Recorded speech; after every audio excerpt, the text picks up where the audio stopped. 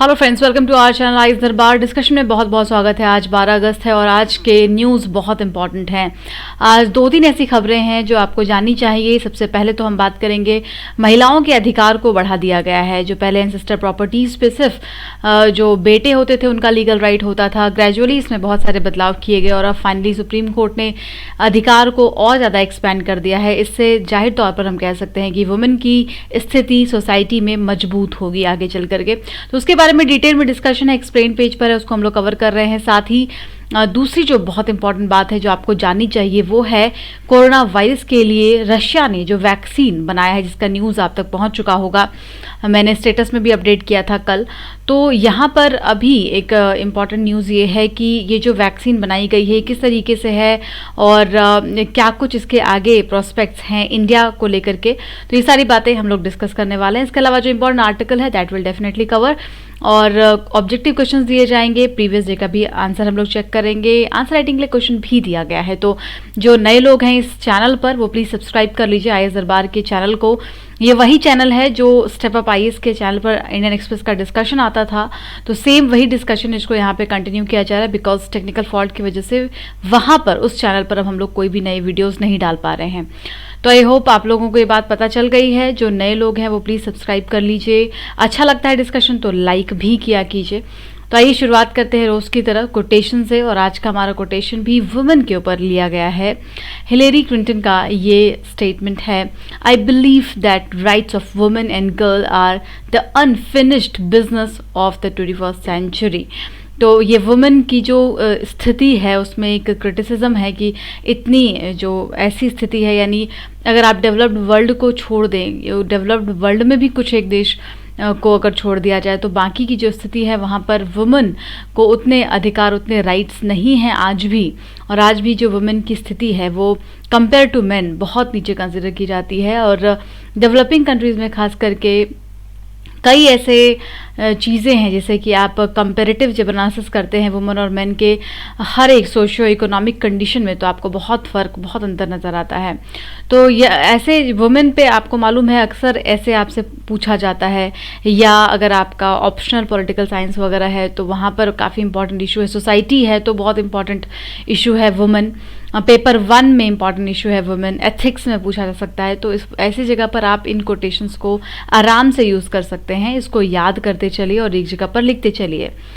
तो आइए देखते हैं आज के डिस्कशन में क्या कुछ खास है। हम लोग बात करेंगे ग्रीन एंड रेड, ये एनवायरनमेंट का ही आर्टिकल होगा। तो चूंकि नए नए व्यू पॉइंट मिल रहे हैं तो कभी भी जब एक इशू उठता है तो उस पर मुझे लगता है कि 8 से 10 आर्टिकल तो ज़रूर लिखे जाते हैं और हमें उसमें से कम 4 से 5 आर्टिकल को कवर करना चाहिए ताकि अलग अलग व्यू पॉइंट पता लग जाए कि इसमें क्या कुछ क्रिटिसिज्म है। तो अभी तक ये जो EIA का ड्राफ्ट प्रपोजल है उसके अभी तक हम क्रिटिसिज्म ही पढ़ रहे हैं। पॉजिटिव फैक्ट्स बहुत ज़्यादा भी हमारे पास है नहीं। तो आज का भी जो आर्टिकल है उसमें कुछ हमें नए पॉइंट्स मिलेंगे ग्रीन एंड रेड में, उसको हम डिस्कस करेंगे। मेंडिंग फेंसेस, ये जो है ये चूँकि आर्टिकल वैसे तो एक पॉलिटिकल लीडर के द्वारा लिखा गया है लेकिन कुछ ऐसे आपको डाटा एंड फैक्ट्स मिलेंगे इसलिए इस आर्टिकल को इंक्लूड किया गया है डिस्कशन में। इसमें IR के कुछ कॉन्सेप्ट्स हमें पता चलेंगे, जो हमारे प्रिंसिपल्स रहे थे बैकग्राउंडर में, और वो सारी बातें हमें यहाँ से मालूम होंगी। एक्सप्लेन पेज हम डिस्कस करेंगे और फिर इंपॉर्टेंट न्यूज़ भी कवर होगा। आंसर राइटिंग के लिए क्वेश्चन भी दिया गया है और ऑब्जेक्टिव क्वेश्चन भी आपको मिलेगा। तो पेशेंस ज़रूर बनाए रखिएगा दोस्तों।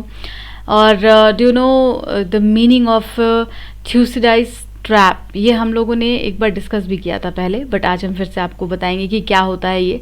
स्पुतनिक 5 क्या है, BBI इनिशिएटिव या ये ड्राफ्ट प्रपोजल्स में क्या चीज़ें हैं, राइट टू इक्वालिटी क्या होता है, कैसे इसको इंश्योर कर सकते हैं। तो ये सारी चीज़ें हमारे डिस्कशन का पार्ट होंगी।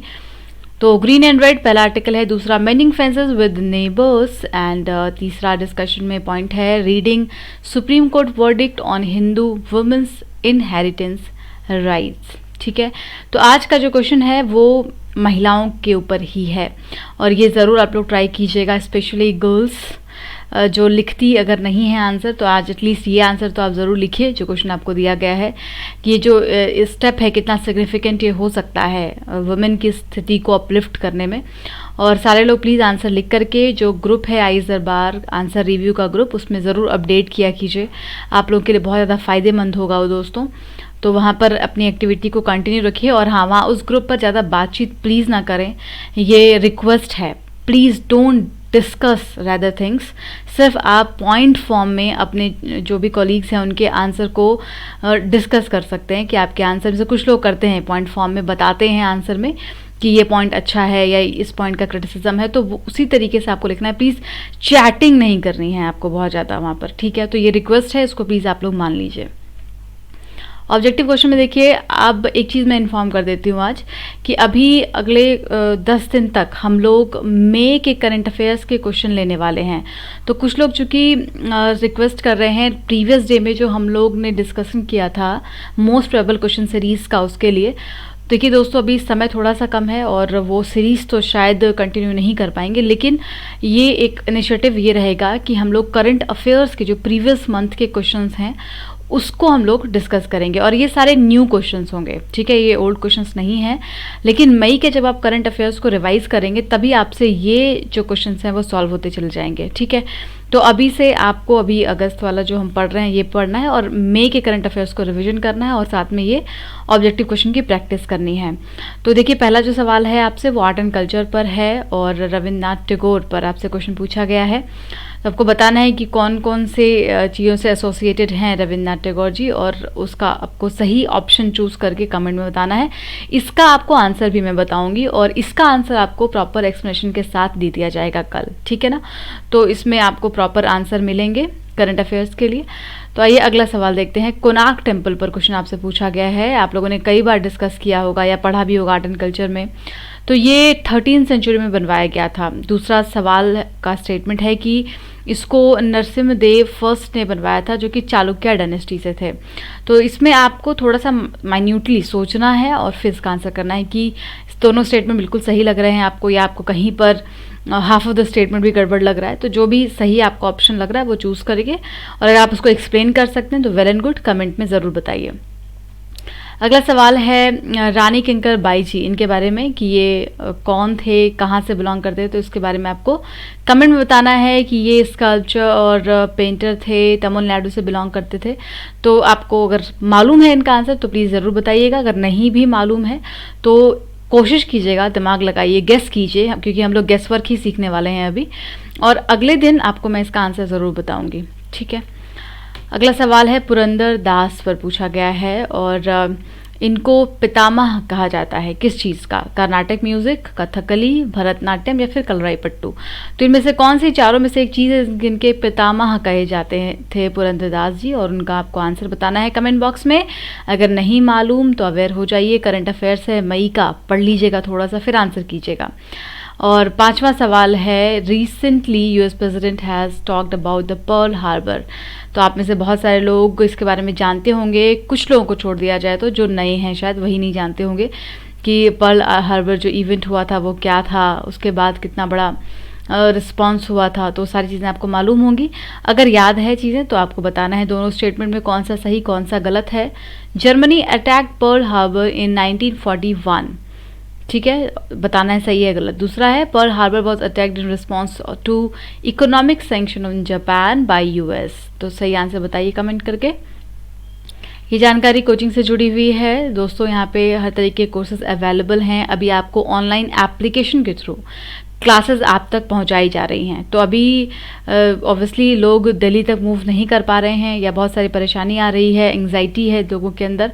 तो उन सब चीज़ों से मुक्त ये पूरा क्लास आपको दिया जा रहा है कि आप घर पर बैठ करके ही बहुत ही पीसफुली प्रिपरेशन कंटिन्यू करते हुए एक माहौल ले सकते हैं। तो माहौल कैसे आपको मिलता है? माहौल ऐसे मिलता है कि आपको एप्लीकेशन और वीडियो लाइव क्लासेस के थ्रू क्लासेस दी जाती हैं, और माहौल के लिए आपका एक ग्रुप बनाया जाता है, और उस ग्रुप में आपको पर्सनली गाइड करते हुए ट्रेनिंग दी जाती है। तो आपका कंपटीशन जो है क्लास वाला माहौल वो भी बना रहता है, प्रॉपर डिस्कशन, लाइव डिस्कशन होता है, बाकी स्टूडेंट भी आपको सुन रहे होते हैं, तो ऑब्वियसली एक चैलेंजिंग फैक्टर वहाँ पर रहता है। आपका टू द पॉइंट वहीं पर टेस्ट भी होता है, क्वेश्चंस वगैरह आपसे पूछे जाते हैं, तो वो आप बहुत ज़्यादा इंडल्ज रहते हैं उसमें, तो आपको पूरा माहौल मिलता है, आपको ये लगता ही नहीं कि आप घर पर बैठकर प्रिपरेशन कर रहे हैं या कभी कम प्रेशर है, ऐसी कोई फीलिंग नहीं आती है। तो बिल्कुल सेम स्ट्रक्चर है जो ऑफलाइन में रहता था, वही हम लोगों ने कोशिश किया है, वैसा ही बिल्कुल कि ऑनलाइन में भी किया जाए, ताकि जो स्टूडेंट हैं उनकी प्रिपरेशन सही मायने में हो पाए। ऐसा ना हो कि बस आपने ऑनलाइन कहीं एनरोल किया हुआ है और बस पढ़ाई चल रही है, उतना ही कन्फ्यूजन है, उतनी ही टेंशन्स है, ऐसा बिल्कुल भी नहीं है। तो खैर, बाकी की ज़्यादा जानकारी या और चीज़ें जानना हो तो आप 8750069419 पर कॉल या मैसेज करके जानकारी ले सकते हैं। Now let's start the news. तो सबसे इम्पॉर्टेंट न्यूज़ जो कल आ गई थी वो है रशिया अनाउंसेस वर्ल्ड्स फर्स्ट कोविड-19 वैक्सीन, और इस कोविड-19 के वैक्सीन को वहाँ पर पुतिन साहब ने अपनी डॉटर को वैक्सीनेटेड करके इस पर भरोसा दिखाया है। ठीक है, तो इसके बारे में कुछ बेसिक फैक्ट्स जान लेते हैं। ये वैक्सीन क्या है, कैसा है, कहाँ बना। तो इसको रजिस्टर चूँकि करवाया जा रहा है, और ये मतलब इट इज़ ऑलमोस्ट प्रिपेयर्ड कि अगर विश्व में पहली वैक्सीन रजिस्टर्ड हो रही है या हो गई है तो वो रशिया की वैक्सीन है, जो कोविड-19 को अटैक करने के लिए बनाया गया है। ठीक है, इस पर क्या होगा, वैक्सीनेटेड होने पर आपकी बॉडी में एंटीबॉडी क्रिएट हो जाती है। तो जब उस वायरस के अगेंस्ट एंटीबॉडी आपकी बॉडी में होगी, और फिर जब वो वायरस आपकी बॉडी में जाता है, तो जाहिर तौर पर आपकी बॉडी के लिए वो न्यू नहीं होता, पहली चीज़। और दूसरी चीज़, उस वायरस से लड़ने के लिए हमारे अंदर प्रतिरोधक क्षमता पहले से तैयार होती है। तो वैक्सीन इसीलिए बहुत ज़रूरी होता है ऐसे वायरस से लड़ने के लिए, और वैक्सीन का अभी तक ना बन पाना सबसे ज़्यादा एंग्जाइटी का कारण रहा पूरे विश्व में। तो इसमें ऐसा नहीं है कि सिर्फ रशिया को ही सफलता हासिल मिली है या सिर्फ रशिया ही इस पर काम कर रहा है।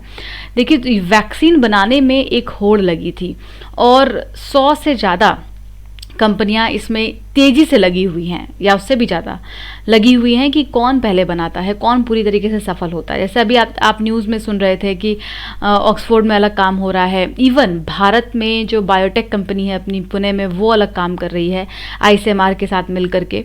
फिर यूएस अपना अलग काम कर रहा है। तो हर एक जगह पर अलग अलग काम चल रहा था, लेकिन इसमें अगर हम ये कहें कि जो पूरी तरीके से सफलता अगर मिली है 99% अगर आप किसी को कहें, तो वो हम रशिया को कह सकते हैं, क्योंकि रशिया में इसको काफ़ी जून से ट्रायल करना शुरू कर दिया था, और वहाँ पर कई सारे लोगों को, हालांकि जो एग्जैक्ट रिपोर्ट है वो तो 38 लोगों की है कि 38 लोगों पर ट्रायल किया गया है, लेकिन वहाँ पर बाकी लोगों को भी ये वैक्सीन्स दिए गए हैं और लोगों में एंटीबॉडीज़ क्रिएट हो गई हैं। ठीक है, अब इम्पॉर्टेंट फैक्ट ये है कि इसका नाम क्या है। इसका नाम है स्पुतनिक 5। तो ये वहाँ का एक सैटेलाइट सिस्टम है रशिया में, उसी सोवियत सैटेलाइट, उसी के नाम पर स्पुतनिक 5 इसका नाम रखा गया है कोविड-19 वैक्सीन का, जो रशिया में प्रिपेयर किया गया है। और जैसा आपको बताने की ज़रूरत तो है नहीं कि कोरोना वायरस से कितने सारे लोगों की जानें गई हैं और इससे कितने लोग इन्फेक्ट हो चुके हैं आज। तो आइए एक और फैक्ट मैं आपको बताती हूँ कि इसको कैसे डेवलप किया गया है। तो रशिया में ये जो पहला कोरोना वायरस का वैक्सीन तैयार हुआ, ये ज्वाइंटली डेवलप हुआ Gamaleya research institute and Russian defence ministry, दोनों ने मिलकर के इसको बनाया है। तो ये थोड़ा इंपॉर्टेंट फैक्ट है जाहिर तौर पर यूपीएससी के लिए, क्योंकि देखिए अगर यहाँ पे अगर भारत सफल हो जाता है तब तक, यानी 1-2 महीने में, जैसा कि रिसर्च जारी है और इंडिया में भी लग रहा है कि हम सफल हो जाएंगे वैक्सीन को तैयार करने में, तो अगर ऐसा हो गया तो फिर जाहिर तौर पर भारत में जो वैक्सीन बनेगी वो हमारे लिए इम्पॉर्टेंट ज़्यादा होगी और उसके बारे में जानकारी ज़्यादा इंपॉर्टेंट होगी। लेकिन अगर ये वर्ल्ड में पहला वैक्सीन रजिस्टर हो गया, चूँकि इसकी डिमांड बहुत ज़्यादा थी, तो ये भी आपके एग्ज़ाम पॉइंट ऑफ व्यू के लिए बहुत इंपॉर्टेंट हो जाएगा कि इसमें कौन से वायरस को यूज़ किया गया है और किस तरीके से इसमें एंटीबॉडीज़ तैयार किया गया है, कितने लोगों को, ये सारी बातें किसने जॉइंटली डेवलप किया। और वहाँ पे हो सकता है कि आपसे पूछ दिया जाए कि रशिया और भारत ने मिलकर के बनाया है, कुछ भी ऐसा, तो वो आपको सतर्क रहना है। दूसरी चीज़ ये है कि ये जो वैक्सीन है इसके लिए ऑर्डर भी दे दिया है बहुत सारे देशों ने, पहले से ही रशिया को ऑर्डर मिला हुआ है। आज एक्सप्लेन पेज पर भी आप देखिएगा एक न्यूज़ आई हुई है कि अभी अगर ये पूरा वैक्सीन, इस पर चूँकि अभी थोड़ा डिबेट चल रहा है और WHO के साथ बातचीत भी चल रही है, तो जब ये पूरी तरीके से फुल एंड फाइनल हो जाएगा कि अभी इसको बाकी जगह पर भेजना है, तो भी भारत में आने में बहुत समय अभी लगने वाला है। तो इस पर भी डिस्कशन था। आइए अब आर्टिकल की शुरुआत करते हैं। सबसे पहले हम लोग डिस्कस करेंगे मेंडिंग फेंसेस विथ नेबर्स, और ये आपका आईआर का पार्ट आ जाएगा। आईआर से ही एसोसिएटेड है क्योंकि हम लोग अपने नेबरिंग कंट्री की बात करने वाले हैं इस पूरे डिस्कशन में। तो देखिए इंट्रोडक्शन में क्या कहा गया है। अब मैं आपको थोड़ा सा पहले ब्रीफ बता दूं, लेकिन आपको पहले से अपने दिमाग में कुछ फिगर नहीं बनाना है।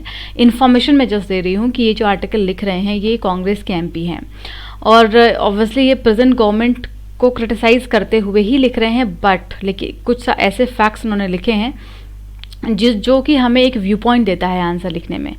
तो जो राइटर हैं ये ऑब्वियसली कुछ सवाल उठा रहे हैं। अभी देश में जो चीज़ें चल रही हैं, जिस तरीके से स्टैंड ऑफ लद्दाख में है, तो वो कितना नॉर्मलाइज की कंडीशन में पहुंचा है, या क्या चाइना अपनी जगह पर वापस गया या नहीं गया।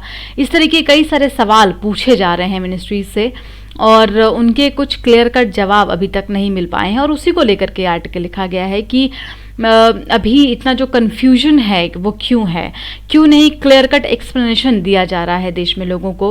And there is a confusion in our diplomacy with China. एक बहुत बड़ा कन्फ्यूजन है आज हमारे डिप्लोमेसी जो चाइना के साथ चल रही है उसमें, और इसकी वजह से बहुत सारी और चीज़ें क्रिएट हो रही। We are caught in what strategic expert call the Thucydides trap. तो हम एक इस तरीके के ट्रैप में फंस गए हैं कहीं ना कहीं। और ये ट्रैप क्या होता है? इस ट्रैप का मतलब ये है कि the condition that war is likely if a new power feels threatened by the rising of another. तो यहाँ पे क्या है कि अभी चाइना क्या है, राइजिंग पावर की तरह है। चाइना ऊपर जा रहा है और सुपर पावर बनने की कोशिश कर रहा है, और इसमें इसको भारत से बहुत ज़्यादा थ्रेट फील होता है, क्योंकि नेक्स्ट ऑब्वियसली भारत भी एक इमर्जिंग पावर की तरह है। तो अगर यहाँ पे चाइना ने अपनी सारी स्ट्रेटजी को यूज़ नहीं किया तो हो सकता है कि भारत चाइना को आगे पीछे छोड़ दे और अपना आगे चला जाए। तो एक ये जो थ्रेट है उसकी वजह से चाइना इंडिया को बिजी रखना चाहता है through lot of means, like कभी नेपाल के इशू को उठा करके, कभी लद्दाख में स्टैंड ऑफ करके, कभी आपका नाकुला में सिचुएशन को एडवर्स करके, तो इस तरीके, या फिर यूएनएससी में जो जम्मू एंड कश्मीर का मुद्दा ले जा करके। तो ऐसे कई सारे इश्यूज़ हैं जिसको कि चाइना लगातार उठाना चाहता है ताकि इंडिया इस ट्रैप में ही फंसा रहे और जो एग्जैक्ट पॉइंट्स है उस पर ज़्यादा फोकस ना कर पाए। तो यही सारे सवाल यहाँ पर उठाए जा रहे हैं। उसके बाद कुछ इशू को और ये डिस्कस करते हैं कि जैसे अभी जब लद्दाख में स्टैंड ऑफ कंडीशन हुई तो उसके बाद हमारे प्रधानमंत्री वहाँ पर गए और हमारे डिफेंस मिनिस्टर विजिट पर गए लद्दाख में। उन्होंने वहाँ पर ऑब्वियसली कुछ वर्ड्स भी कहे डायरेक्टली, लेकिन ऐसा कोई रिस्पांस चाइनीज़ प्रेसिडेंट की तरफ से नहीं मिला। उन्होंने अपना सारा जो कार्यभार है वो अपने फॉरेन ऑफिस स्पोक्स पर्सन को दे दिया, और वही अभी तक सारे रिस्पॉन्ड करते रहे चीज़ों पर। वहाँ के जो हेड लीडर थे उनके द्वारा कुछ भी इस पर नहीं कहा गया है। नाउ डिप्लोमेसी जो चल रही है बीजिंग के साथ, वो यहाँ पे अभी एक थोड़ा सा कॉन्ट्राडिक्शन कहते हैं कि बाकी देशों के साथ भी जो डिप्लोमेसी है चाइना की वो बहुत ही क्लियर कट है। सबको पता है कि किस तरीके से चाइना उनको इकोनॉमिक ट्रैप में लेता है और फिर उसको डोमिनेट करने की कोशिश करता है, और वही सेम चीज़ जो रेगुलर बेसिस पर टेरिटोरियल इशू है उसको भारत के साथ बनाए रखना चाहता है। Now there is lies in the crux of the problem is, तो एग्जैक्टली क्या क्रक्स है यहाँ पर कि जैसे इंडिया एक ऐसा कंट्री है जो अपने साउथ एशियन नेशंस के साथ बहुत ही स्ट्रांगली अटैच्ड है। चाहे आप किसी भी देश की बात करें, नेपाल की बात कर लीजिए, चाइना, इवन पाकिस्तान, और ये सारे ही देशों से हम अपनी बाउंड्री को शेयर करते हैं और कई सारे कल्चरल रिलेशंस को शेयर करते हैं। तो ये खास बात है इंडिया के लिए। बांग्लादेश की बात कर लीजिए, म्यांमार की बात कर लीजिए, तो जो नेबरिंग कंट्रीज़ हैं उनके साथ भारत के रिश्ते बहुत अच्छे रहे थे। लेकिन अब ये यहाँ पे पॉलिटिकल होना थोड़ा सा शुरू करते हैं कि 2014 के बाद से जब न्यू गवर्नमेंट आती है तो जो हमारे नेबरिंग कंट्रीज़ हैं उनके साथ रिलेशंस थोड़े से डाउन होने शुरू हुए। जबकि 2014 में जब प्राइम मिनिस्टर आए थे चुन करके, तो उन्होंने अपने जो शपथ ग्रहण समारोह होता है उसमें उन्होंने सार्क कंट्रीज़ को बुलाया था, और उसके बाद उन्होंने कई सारे मीटिंग्स भी किए थे जो नेबरिंग कंट्रीज़ को के साथ रिलेशन को और स्ट्रॉन्ग करने में मदद करते। China is overwhelming presence of each our neighbour country. अब क्या हो रहा है, तो एक तरफ तो भारत ने कोशिश की कि अपने पड़ोसी देशों के साथ वो रिश्ते को सही बनाए, अच्छा बनाए, लेकिन दूसरी तरफ चाइना का जो इन्फ्लुएंस है, प्रेजेंस है हमारे पड़ोसी देशों में, वो बहुत ज़्यादा है।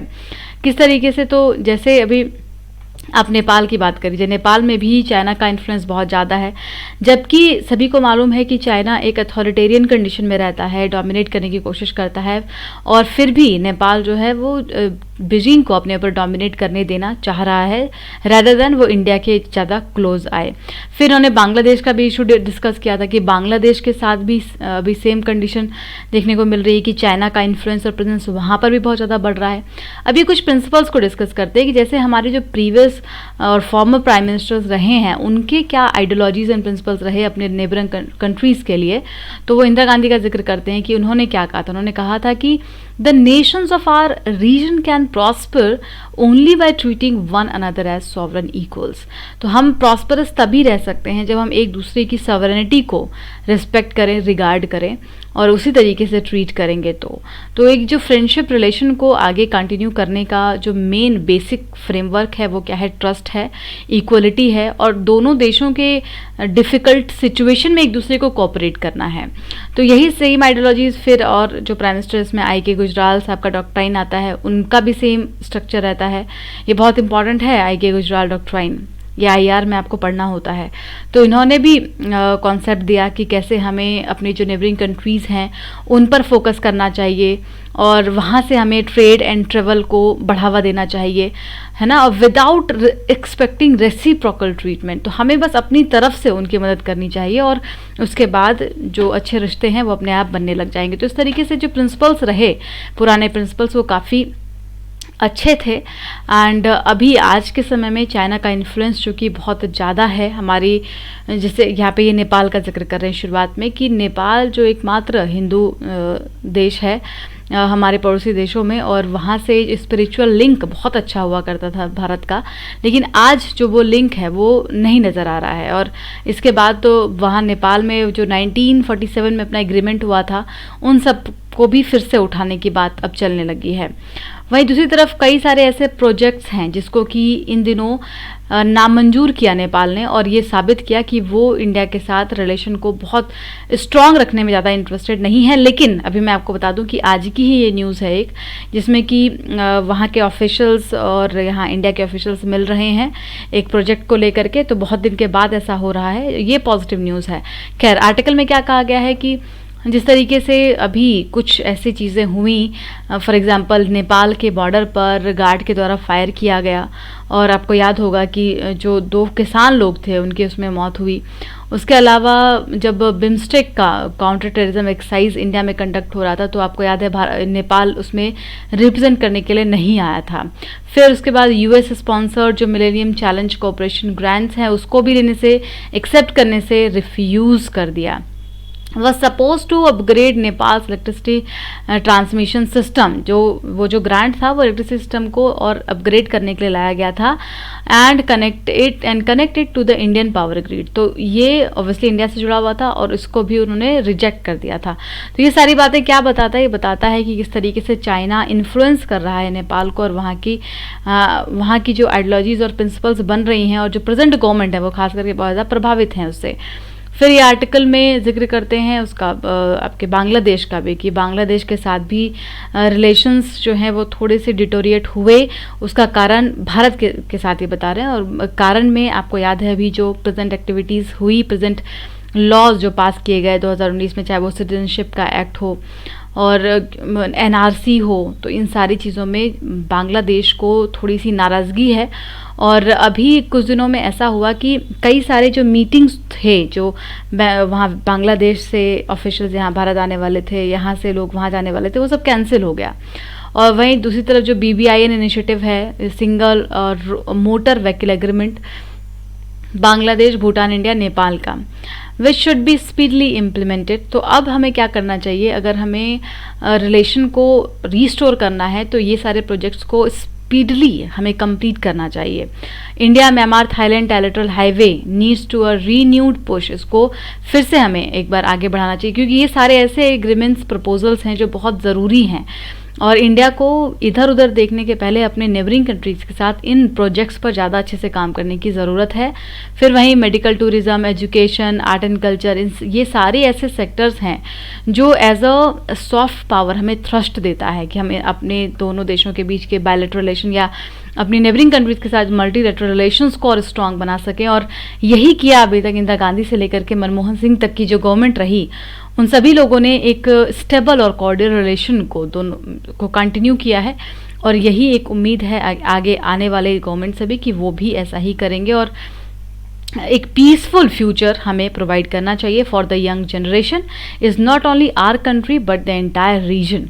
अपने इस पूरे रीजन के लिए, पूरा यानी रीजन का मतलब पूरा हो गया कि इंडिया, नेपाल, बांग्लादेश, म्यांमार, जितने हमारे पड़ोसी देश हैं, सब जगह पर एक पीसफुल नेशन फ्यूचर सबके यंग जनरेशन के लिए हो, इसके लिए हमें काम करने की ज़रूरत है। आगे बढ़ते हैं। अगला आर्टिकल है ग्रीन एंड रेड। ये आ जाएगा इन्वायरमेंट इम्पैक्ट असेसमेंट पेपर 3 में। तो आपको इसका मालूम तो है कि 11 अगस्त को जो प्रपोजल था उसकी डेडलाइन ख़त्म हो चुकी है। एनवायरनमेंट इम्पैक्ट असेसमेंट पर एक नया ड्राफ्ट प्रपोजल लाया गया है, ठीक है ना। अब इसकी डेडलाइन पहले तो 20 जून को ही ख़त्म हो गई थी, लेकिन बाद में जब एक्टिविस्ट लोग आगे गए, हाई कोर्ट तक गए, तो दिल्ली हाई कोर्ट ने इसको एक्सटेंड करके 11 अगस्त तक का टाइम दे दिया था कि इस पर डिस्कशन, डिबेट करने का टाइम बढ़ाया जाएगा। तो बढ़ गया। अब क्या हुआ, 4 से 5 लाख तक इस पर रिस्पॉन्स भी आए कि इसमें क्या कमी है, कैसे ठीक करना है, ये सारी जानकारी मिनिस्ट्री की तरफ से दी गई है। तो आप सोच करके देखिए कि जो नया प्रपोजल है उसमें एनवायरमेंटलिस्ट जो हैं उसका इतना ज़्यादा क्रिटिसिज्म कर रहे हैं और कंट्री के हर एक भाग से, चाहे नॉर्थ ईस्ट रीजन हो, हर जगह से इस पर कंसर्न्स उठाए जा रहे हैं। और अभी केरला का भी एग्जाम्पल है, केरला ने भी इस पर बात उठाई है, इसको प्रोटेस्ट किया है इसके अगेंस्ट में। लेकिन वहाँ पर क्या कह दिया गया एनवायरनमेंट मिनिस्टर के द्वारा कि ये जो क्रिटिसिज्म है ये प्री मैच्योर क्रिटिसिज्म है। मतलब इन शॉर्ट आर्टिकल का ये कहना है कि गवर्नमेंट क्रिटिसिज्म को एक्सेप्ट करने के लिए तैयार नहीं है। इसमें कई सारे ऐसे सेफ्टी मेजर्स हैं जिसको कि कंसर्नफुल आज कर दिया गया। आपको याद होगा कि जब भोपाल गैस ट्रेजेडी हुई थी तो उसके बाद सेफ्टी कंसर्न एक बहुत बड़ा इशू बन गया था और तब एनवायरमेंटल प्रोटेक्शन एक्ट 1986 आया और EIA जो है वो पार्ट है एनवायरमेंटल प्रोटेक्शन एक्ट 1986 का। तो इसका जो पेरेंट एक्ट है वो कौन सा है, वो है 1986 का एनवायरमेंट प्रोटेक्शन एक्ट, जहाँ पर एनवायरमेंट इम्पैक्ट असेसमेंट की बात की गई कि कोई भी ऐसा प्रोजेक्ट, कोई भी ऐसा आप जब वहाँ पर कंपनी लगाते हैं उस जगह पर, तो उसका इन्वायरमेंट पर क्या इम्पैक्ट होगा वो एक्सेस करने के बाद ही आपको प्रोजेक्ट के लिए हामी भरी जाएगी। फिर 2006 में इसमें और बदलाव किया गया, रिवाइज किया गया इसको, और उसमें access utilities, utilise and affect natural resources को ऐड कर दिया गया इसकी पर्व्यू में, ठीक है। फिर regulatory regime was also framed as a social safeguard.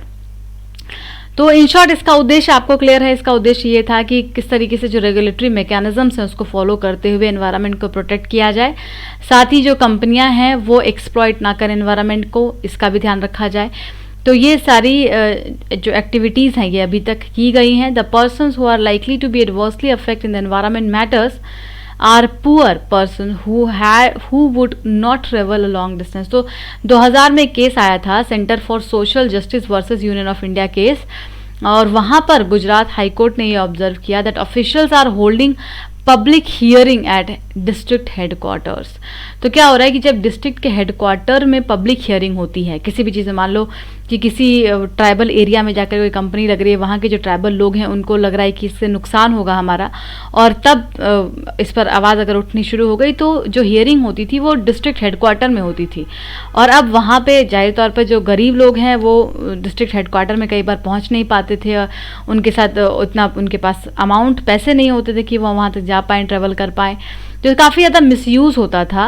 And the court also noted that the minutes of the public hearing are either not recorded. तो जो बातें होती थी वो चाहे तो रिकॉर्ड नहीं होती थी, और not given the concern person, और जो कंसर्न पर्सन होते थे उनको वो दिया भी नहीं जाता था।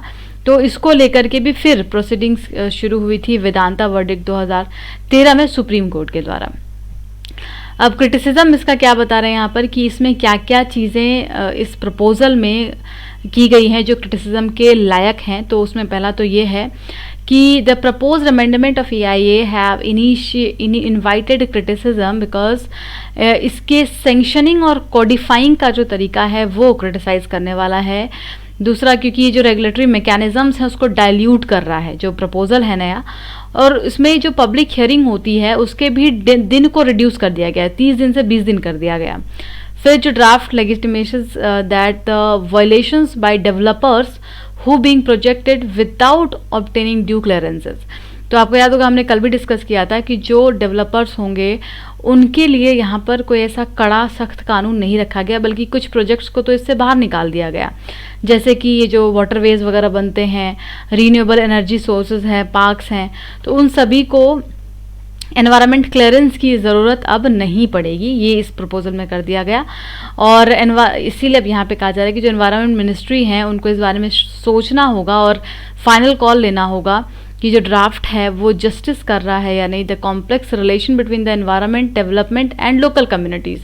तो यहाँ पर 3 लोगों का सवाल है, एक तो एनवायरनमेंट का, डेवलपमेंट का और लोकल कम्युनिटीज़ का। तो ये तीनों में किस तरीके से तालमेल बिठाया जाए, किसी का भी नुकसान नहीं हो, इस बात को भी सरकार को सोचना चाहिए। अब आइए एक्सप्लेन पेज पर चलते हैं और इसमें हम लोग डिस्कस करने वाले हैं सुप्रीम कोर्ट के वर्डिक्ट को on Hindu women's inheritance rights पर।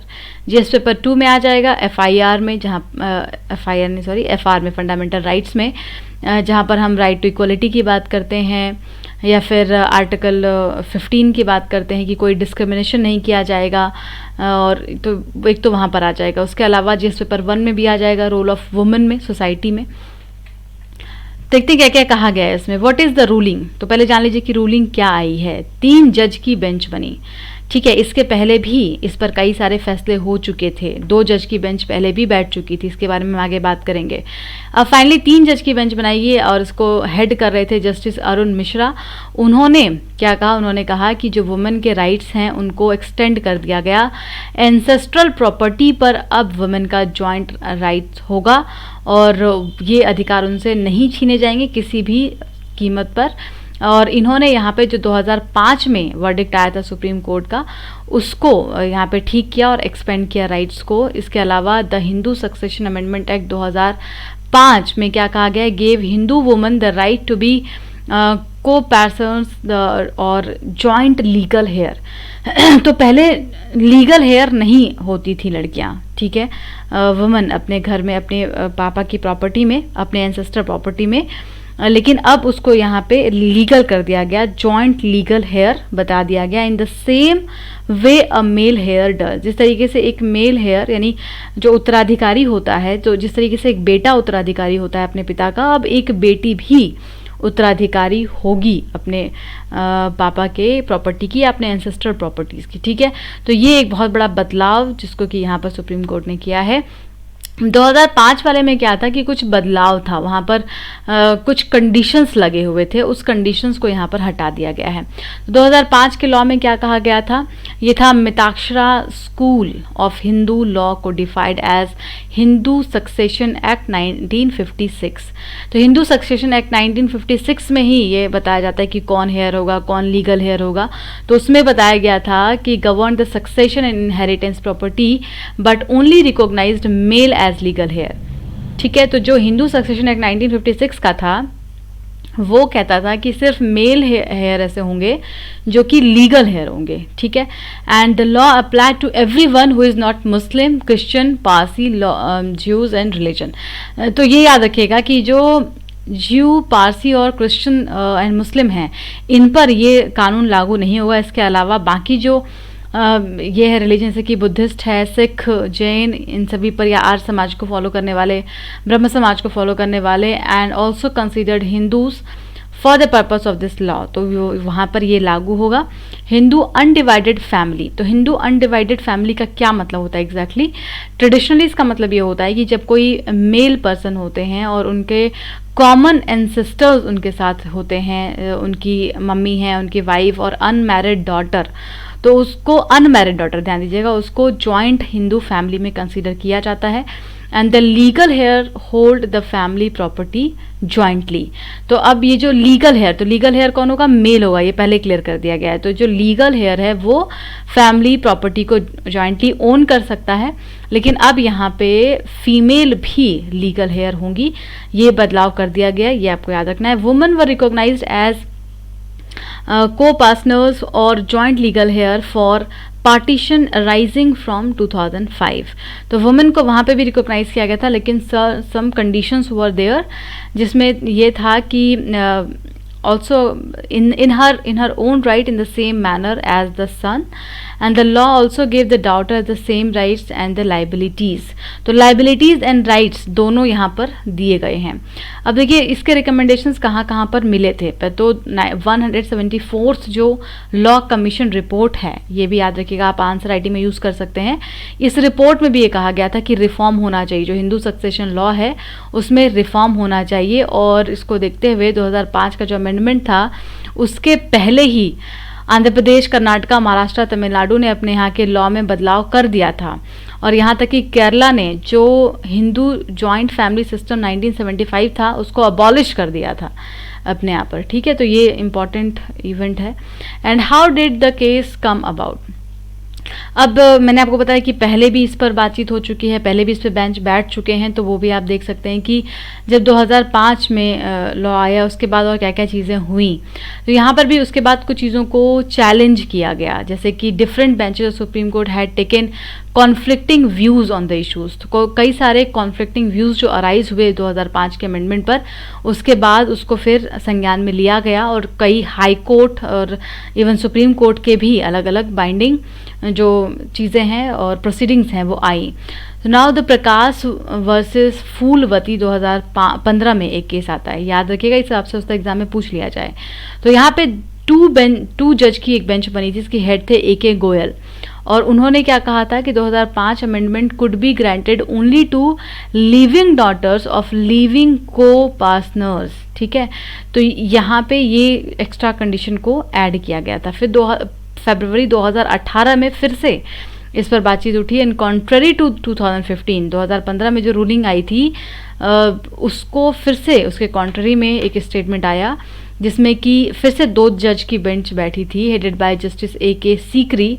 और उन्होंने क्या कहा, the share of father who died in 2001 will also pass his daughter as co-partners during the partition of property as per the 2005 law. तो फिर से एक यहाँ पे अलग से क्लू बता दिया गया. And then in April the last that year, फिर उसी साल फरवरी 2018 में हुआ, फिर उसी साल अप्रैल में 18 में ही 2 जज की बेंच बैठती है, इसमें RK अग्रवाल हेड होते हैं.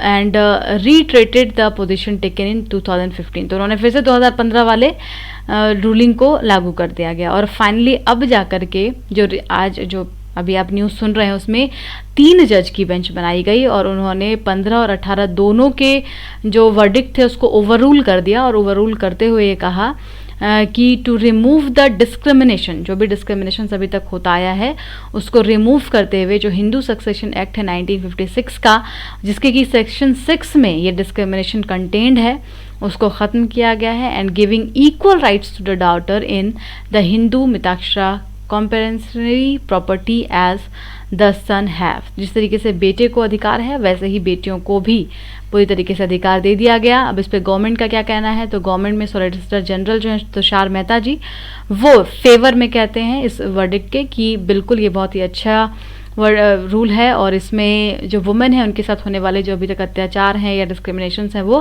ख़त्म हो सकेंगे और इक्वल राइट्स उनको इंश्योर किया जा सकेगा, जो उनका फंडामेंटल राइट है, जो कॉन्स्टिट्यूशन ने उनको प्रोवाइड किया है, गारंटीड राइट है उनका.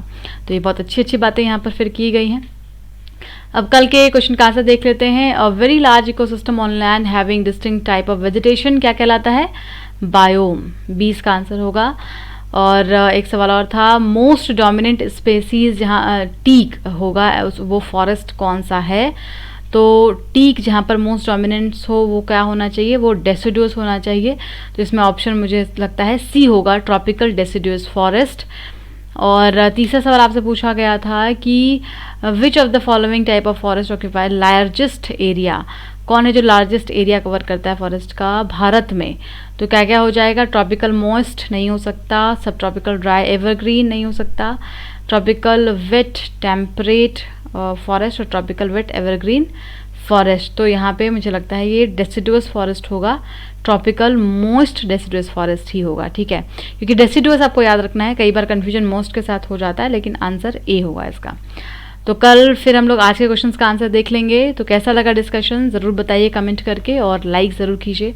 Thank you so much. कल फिर मिलते हैं. Thanks a lot.